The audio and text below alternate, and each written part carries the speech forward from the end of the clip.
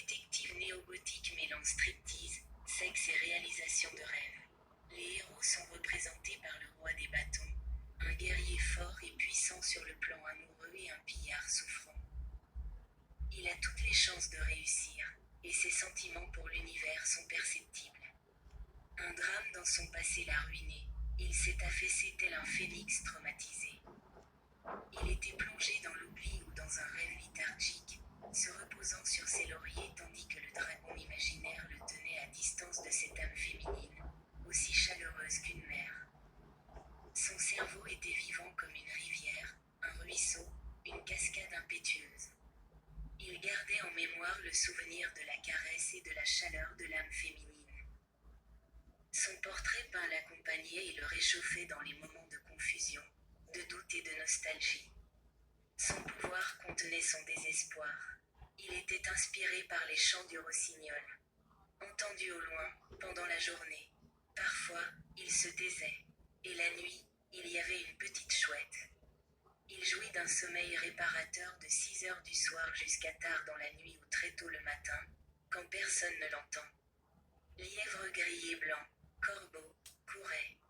Il se reposait sur l'herbe luxuriante, les nuages masquaient sa beauté masculine. Sur les pentes, outre les corbeaux, vivaient des chauves-souris, volantes et suspendues la tête en bas. Autrement dit, les couleurs qui l'entouraient brillaient, les couleurs vives lui écarquillaient les yeux. Son âme était accueillie. Son cœur était attiré par le soleil, par la lune dans la nuit.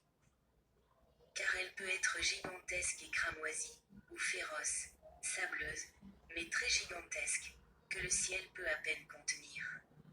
Puis un rêve survint sans elle au lit. Et puis il avait tout prévu. Il était attristé par l'absence d'une femme à ses côtés cette nuit-là. Et il ne dormait pas, était offensé. Impossible de se calmer, s'affaissait.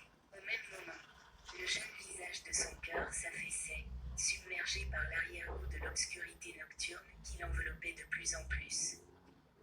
Il lui semblait que l'obscurité allait l'engloutir et qu'elle traverserait des épreuves impensables cette nuit-là, perdant ses forces à jamais.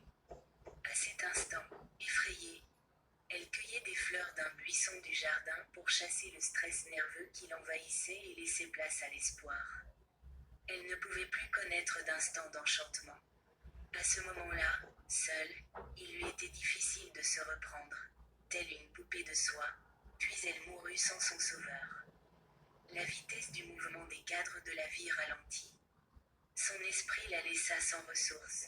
Il gisait comme sur des couteaux tranchants, en plein air, et elle ne put retenir ses larmes, se souvenant de lui quelque part.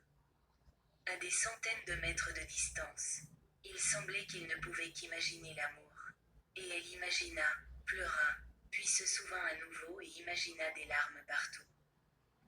Elle vous serre dans ses bras et vous serre contre elle, vous invite peut-être chez elle, ou refuse de vous accompagner dans un restaurant où elle pourra déguster quelque chose qu'elle aime. Par fatigue des larmes nocturnes ou de votre absence prolongée, il est comme un garde du corps, il se souvient de la force féminine, mais vous lui manquez,